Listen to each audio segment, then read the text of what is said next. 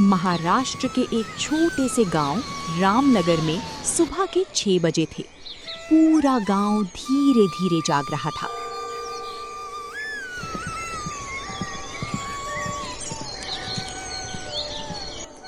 लेकिन एक दुकान पहले ही खुल चुकी थी, शंकर की चाय की टपरी।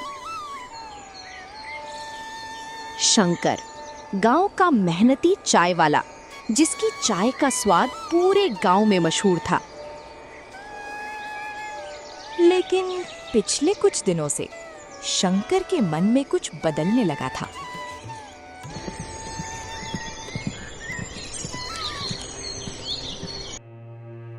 अरे शंकर, एक कटिंग चाय देना जल्दी। अभी देता हूं भाई।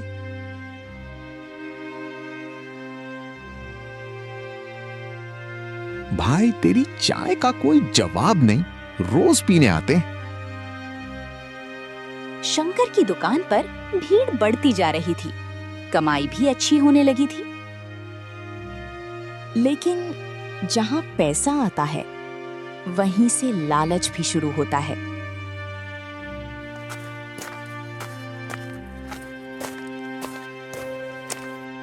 रात के करीब 11 बज चुके थे। पूरा गांव गहरी नींद में सो चुका था। लेकिन शंकर अभी भी अपनी दुकान पर बैठा था, अकेला और सोच में डूबा हुआ। अगर मैं थोड़ी सस्ती पत्ती और दूध में पानी मिलाऊं तो मुनाफा और बढ़ जाएगा। आज ठीक ठाक कमाई हुई, लेकिन इतनी मेहनत के बाद भी बस इतना ही।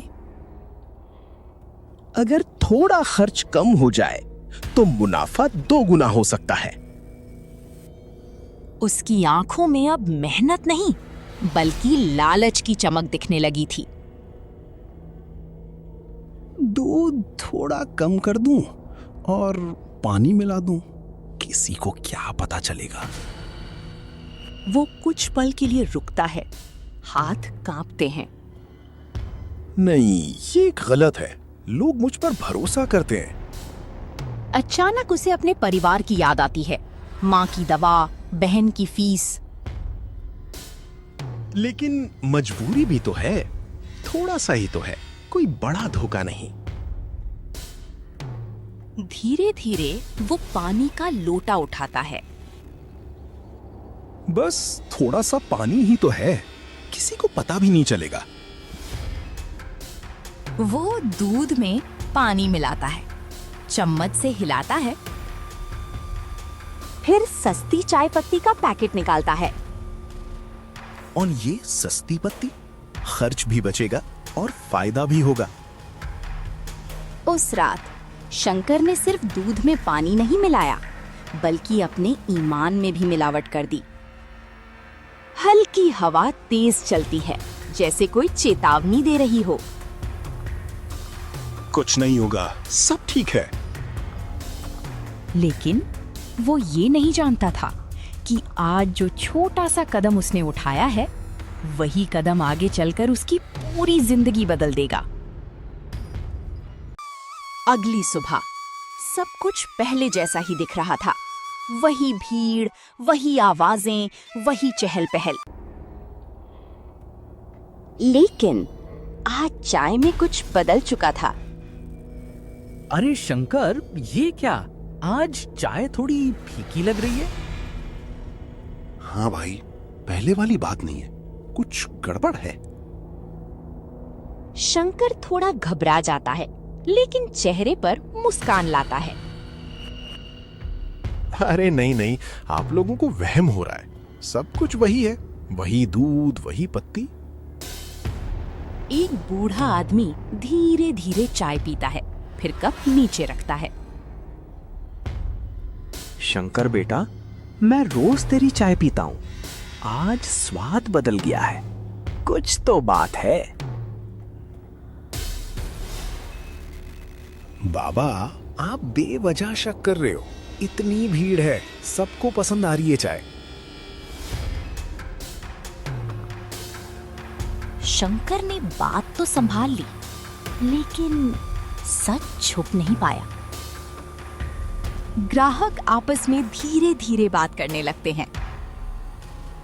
मुझे तो लग रहा है कुछ मिलावट हो रही है। हाँ, पहले जैसी खुशबू भी नहीं आ रही। शंकर सब सुन रहा है लेकिन नजरें चुरा रहा है। बस आज ही तो किया है, कल से सब ठीक कर दूंगा। लेकिन अगर ऐसे ही चलता रहा तो मुनाफा तो दोगुना हो जाएगा।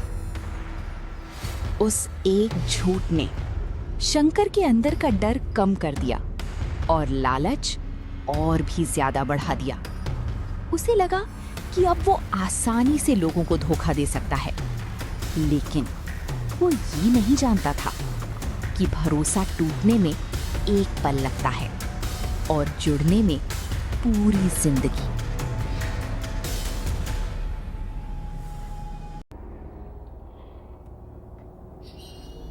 दिन बीतते गए और शंकर का डर धीरे धीरे खत्म होता गया।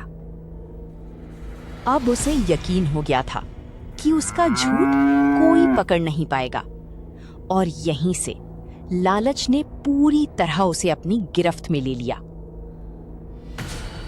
कल किसी को कुछ पता नहीं चला तो आज भी नहीं चलेगा।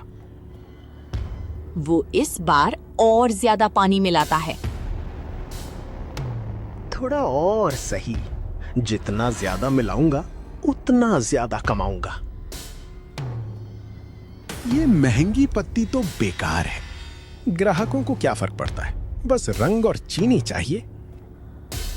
अब शंकर सिर्फ दूध में पानी ही नहीं बल्कि अपने काम में पूरी तरह मिलावट करने लगा था। ईमानदारी अब उसके लिए सिर्फ एक पुरानी बात बन चुकी थी।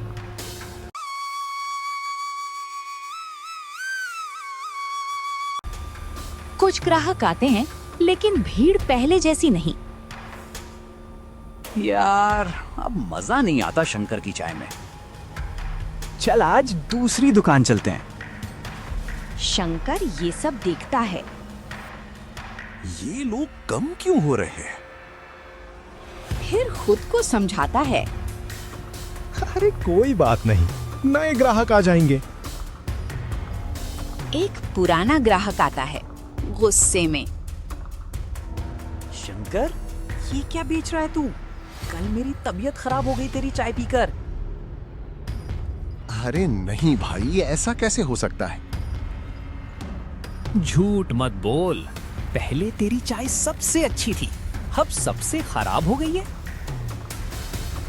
ये पहला झटका था, लेकिन शंकर ने इसे भी नजरअंदाज कर दिया, क्योंकि अब उसका दिमाग सिर्फ एक ही चीज देख रहा था, पैसा, पैसा और पैसा।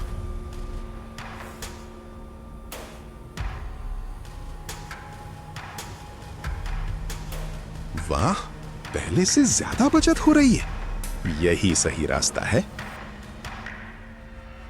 अचानक आईने में खुद को देखता है, लेकिन उस आईने में अब शंकर नहीं, एक लालची इंसान दिख रहा था जो धीरे धीरे अपनी ही बनाई हुई जाल में फंसता जा रहा था। शंकर को लग रहा था कि उसका खेल अब सेट हो चुका है, लेकिन किस्मत को कुछ और ही मंजूर था। आज उसकी जिंदगी बदलने वाली थी।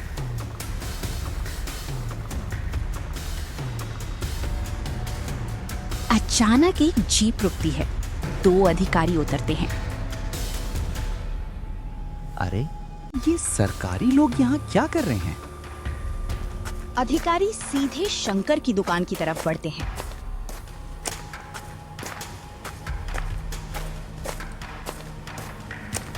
तुम ही हो शंकर?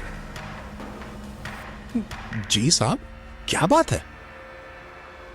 हमें शिकायत मिली है कि तुम यहां मिलावटी चाय बेच रहे हो। नहीं साहब, ये सब झूठ है, मैं तो हमेशा शुद्ध चाय ही बनाता हूं। तो फिर जांच में सच सामने आ जाएगा। वो दूध का बर्तन खोलता है, चाय पत्ती चेक करता है शंकर के हाथ पांव कांपने लगे, दिल जोर जोर से धड़कने लगा। उसे समझ आ गया था कि अब सच्चाई छुप नहीं पाएगी। कुछ देर बाद शंकर, दूध में पानी मिलाया गया है और ये चाय पत्ती भी घटिया क्वालिटी की है। हमें बेवकूफ बना रहा था।